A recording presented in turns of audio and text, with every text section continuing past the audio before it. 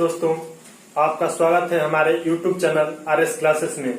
और दोस्तों, हमने इससे पहले 2 वीडियो अपलोड कर चुके हैं 1857 की क्रांति से संबंधित। और दोस्तों, ये हमारा तीसरा वीडियो और लास्ट वीडियो है 1857 की क्रांति से। दोस्तों, हम बात कर रहे थे बिहार से कि बिहार से वीर कुंवर सिंह को किस प्रकार अंग्रेजों से सामना करना पड़ रहा था और वीर कुंवर सिंह लगातार अंग्रेजों से जीत पे जीत हासिल कर रहे थे। दोस्तों, वीर कुंवर सिंह की लगातार जीत से प्रभावित होकर दोस्तों लॉर्ड कैनिंग वीर कुंवर सिंह के जीत से प्रभावित होकर लॉर्ड कैनिंग अपने 2 अंग्रेज अधिकारी को नियुक्त करते हैं। दोस्तों, लॉर्ड कैनिंग अपने पहले अधिकारी को नियुक्त करते हैं जिनका नाम रहता है लॉर्ड आयर। और दोस्तों, लॉर्ड कैनिंग के द्वारा दूसरे अधिकारी को नियुक्त किया जाता है जिनका नाम रहता है लॉर्ड टेलर। दोस्तों, वीर कुंवर सिंह से आयर और टेलर का संघर्ष करते हुए लगातार संघर्ष होता रहता है और वीर कुंवर सिंह के पीठ पीछे लॉर्ड आयर और लॉर्ड टेलर गोली चला देते हैं, जिससे दोस्तों वीर कुंवर सिंह के हाथ में गोली लग जाती है। और दोस्तों, वीर कुंवर सिंह का हाथ से रक्त ज्यादा बह जाने की वजह से वीर कुंवर सिंह का हाथ काम करना बंद कर देता है। और दोस्तों, वीर कुंवर सिंह अपना हाथ गंगा को समर्पित कर देते हैं। और दोस्तों, जब वीर कुंवर सिंह अपने भाई के यहाँ पहुंचते हैं, और दोस्तों इनके भाई का नाम रहता है अमर सिंह। दोस्तों, अमर सिंह से सारी बात बताते हैं और दोस्तों अमर सिंह से बोलते हैं क्रांति को जारी रखने के लिए। तो दोस्तों, वीर कुंवर सिंह के शहीद हो जाने के बाद अमर सिंह लगातार क्रांति को जारी रखते हैं। और दोस्तों, हर जगह क्रांति छिड़ी हुई थी।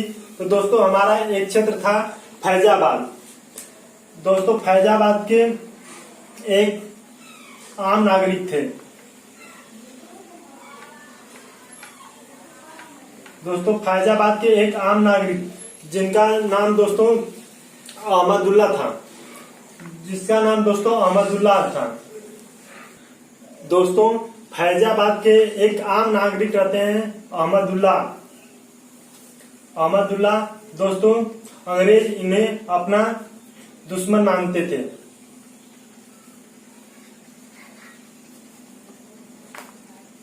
दोस्तों, अहमदुल्ला को अंग्रेज अपना दुश्मन मानते थे, क्योंकि दोस्तों अहमदुल्ला दोस्तों फैजाबाद के अहमदुल्ला को अंग्रेज अपना दुश्मन मानते थे।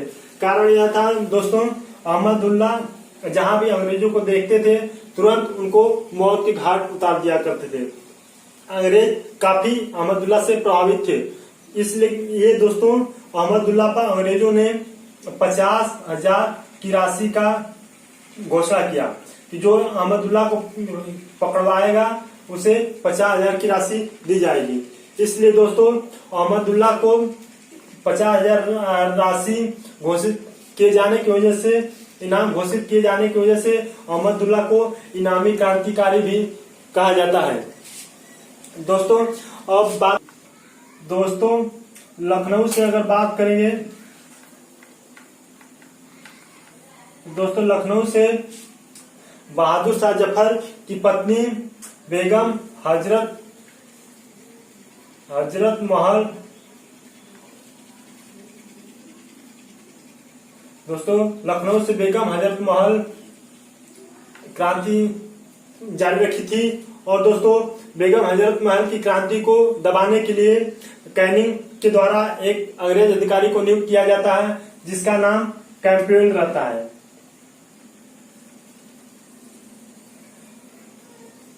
दोस्तों, कैंपबेल के द्वारा हजरत महल को क्रांति दबाई जाती है। और दोस्तों कानपुर से जो रहते हैं नाना साहब, दोस्तों कानपुर से नाना साहब की क्रांति को भी दबाने के लिए कैंपबेल को नियुक्त किया जाता है कैनी के द्वारा। और दोस्तों बरेली से खान बहादुर खान, और दोस्तों बरेली से खान बहादुर खान क्रांति जारी रखते हैं। और दोस्तों इनकी क्रांति को दबाने के लिए एक अंग्रेज अधिकारी को लॉर्ड कैनी के द्वारा नियुक्त किया जाता है, जिनका नाम लॉर्ड नील रहता है। दोस्तों लॉर्ड नील के द्वारा बरेली के खान बहादुर खान को क्रांति को दबाने के लिए नियुक्त किया जाता है। और दोस्तों अपने पटना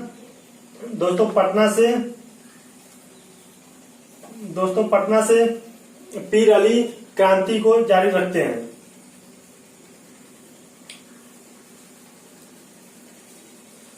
लगातार दोस्तों क्रांति हर जगह छिड़ी रहती है और क्रांति का निष्कर्ष निकल के आता है। और क्रांति लगभग हम लोग छुट-छुट क्रांति लड़ रहे थे और इस तरह हम लगभग क्रांति को हार का सामना करना पड़ता है। और दोस्तों इसलिए इतिहासकार का कुछ मत है, जिसमें प्रमुख कुछ इतिहासकार हैं जिनका नाम है मिर्जा गालिब। दोस्तों मिर्जा गालिब के द्वारा बोला जाता है कि 1857 की क्रांति, मिर्जा गालिब बोलते हैं कि 1857 की क्रांति को उन्होंने अपनी आंखों से देखा था। और मिर्जा गालिब ने 1857 की क्रांति को कहा था कि हमारे आंखों के सामने रक्त के सागर की भांति है। और दोस्तों एक और क्रांतिकारी था जिसका नाम लियाकत अली था।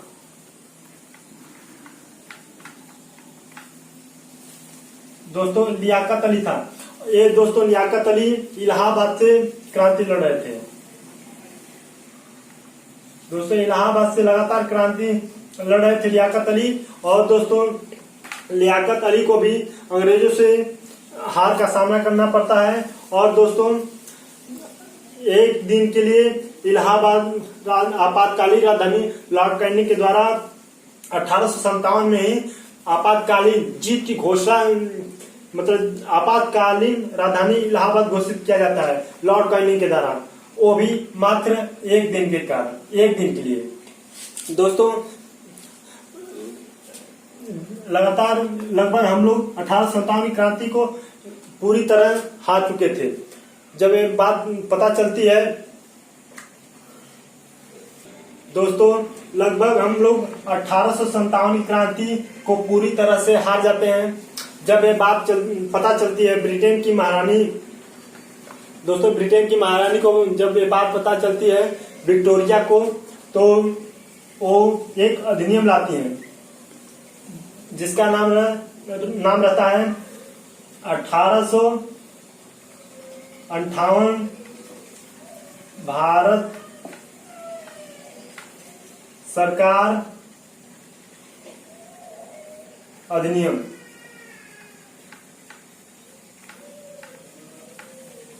जो भारत सरकार अधिनियम 1858 आता है दोस्तों, इसमें कुछ मत लेकर विक्टोरिया आती है कि आखिर क्रांति हुई क्यों।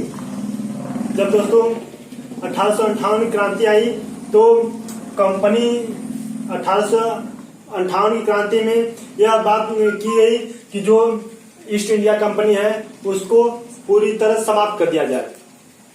पहले दोस्तों हमारे देश में ईस्ट इंडिया कंपनी और सरकार दोनों का शासन चलता था, इसलिए ईस्ट इंडिया कंपनी की स्थापना 1600 में महारानी एलिजाबेथ के शासनकाल में हुआ था।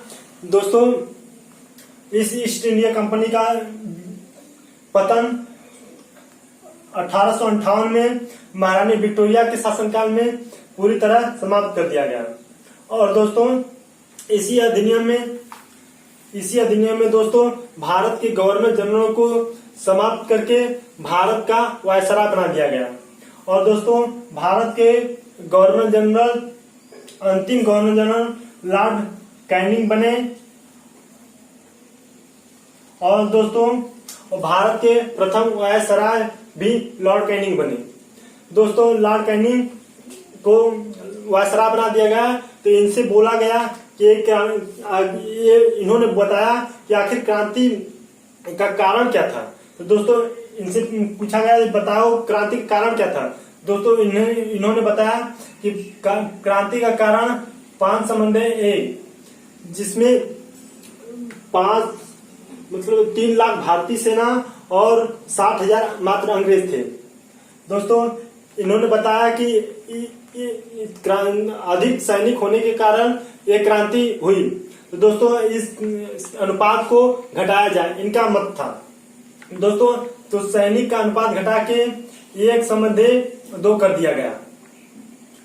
दोस्तों और इन्होंने बताया कि इससे पहले लॉर्ड डलहौजी आए थे और उन्होंने राज्य हड़प नीति और राज्य विलय नीति लाए थे। दोस्तों राज्य हड़प नीति और राज्य विलय नीति के कारण भी 1857 की क्रांति का आगाज हुआ था। दोस्तों लगातार तो दोस्तों महारानी विक्टोरिया के द्वारा एक आयोग के गठन किया जाता है जिसका नाम रहता है पील आयोग।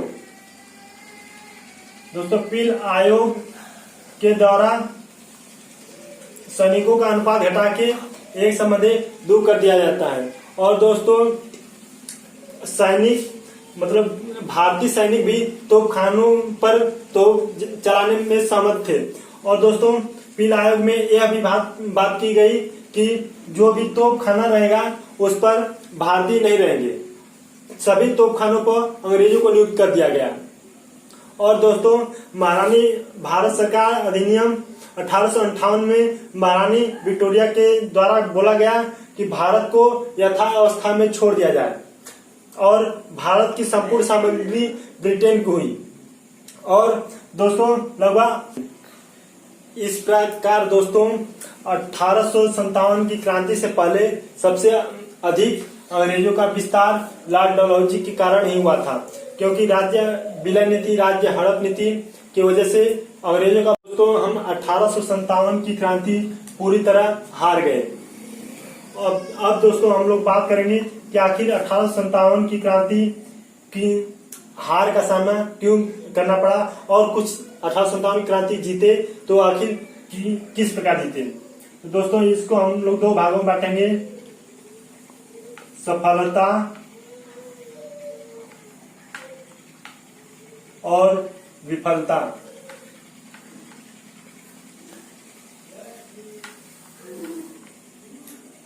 दोस्तों सफलता का महत्वपूर्ण कारण था दोस्तों कि संगठन और एकता का ज्यादा सहयोग मिला था और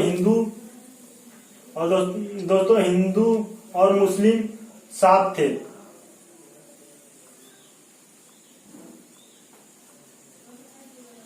और दोस्तों हिंदू मुस्लिम साथ थे।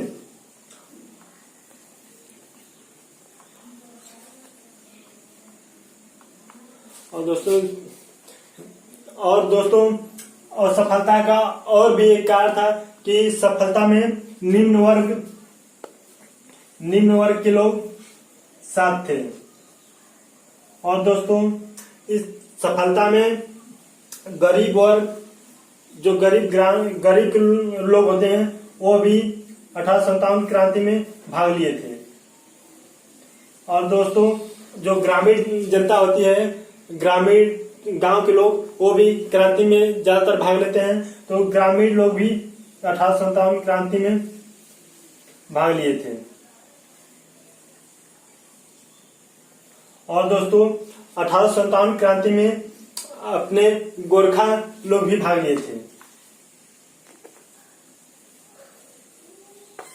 और 1857 क्रांति में जो हमेशा आज भी देश के लिए मर मिटने के लिए तैयार रहते हैं सिख भाई, वो भी 1857 क्रांति में भाग लिए थे। और दोस्तों अब बात करेंगे विफलता। आखिर विफलता का सामना क्यों करना पड़ा। दोस्तों जब हम लोग दिल्ली पर आक्रमण किया और दिल्ली को जीत गए, उस समय अगर कोई संगठन करने वाला होता तो शायद ये दिन देखना न पड़ता और 1857 क्रांति हम लोग अच्छी तरह जीत सकते थे। तो दोस्तों संगठन का अभाव हो गया था। विफलता का कारण संगठन और एकता का अभाव हुआ। और दोस्तों विफलता का एक और महत्वपूर्ण कारण था कि शिक्षित वर्ग, जो लोग शिक्षित वर्ग थे, इस क्रांति में भाग नहीं लिए थे। और दोस्तों विफलता का एक महत्वपूर्ण कारण ग्वालियर के सिंधिया का इस क्रांति में भाग नहीं लेना। इस प्रकार दोस्तों अगर सिंधिया भाग लिया होता तो शायद झांसी को रानी को हार का सामना नहीं करना पड़ता। इस कारण दोस्तों 1857 की कुछ क्रांति का सफलता के बारे में कुछ जाने और कुछ विफलता के बारे में। इस प्रकार दोस्तों 1857 की क्रांति के बारे में इतिहासकारों का अनेक अपना मत है। दोस्तों एक इतिहासकार हैं जिनका नाम प्रसिद्ध बीडी सावरकर है। दोस्तों बीडी सावरकर ये अंडमान निकोबार द्वीप समूह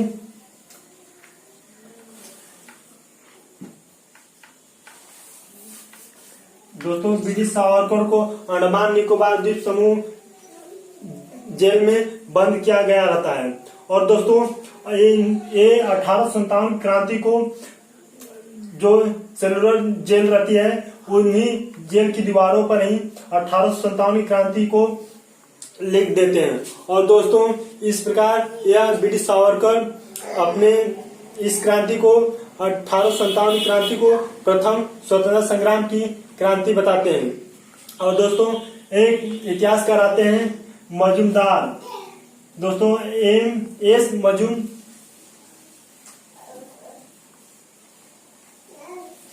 दोस्तों एक इतिहासकार आते हैं एस मजूमदार। और दोस्तों मजूमदार का कहना रहता है कि यह 1857 की क्रांति नहीं थी।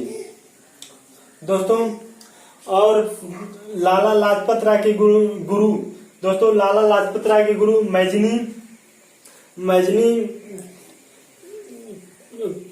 लाला लाजपत राय के गुरु मैजनी का कहना रहता है दोस्तों कि 1857 की क्रांति एक गर्मी में आंधी की भांति है और आंधी की भांति समान है और आई और चली गई और पता भी नहीं चला। इस प्रकार दोस्तों अंग्रेज भी कुछ थे। अंग्रेजों के द्वारा भी कुछ लिखा गया था कि 1857 क्रांति आखिर क्या थी। तो दो अंग्रेज थे, एक का नाम दोस्तों था ऑटम और दूसरा का नाम टेलर था। दोस्तों ऑटम और टेलर ये दोनों बताए कि यह स्वतंत्रता संग्राम की क्रांति नहीं थी, यह हिंदू मुस्लिम षड्यंत्र था। इस प्रकार दोस्तों 1857 की क्रांति पूरी तरह समाप्त होती है। हम फिर बात करेंगे नेक्स्ट वीडियो। तब तक के लिए जय हिंद।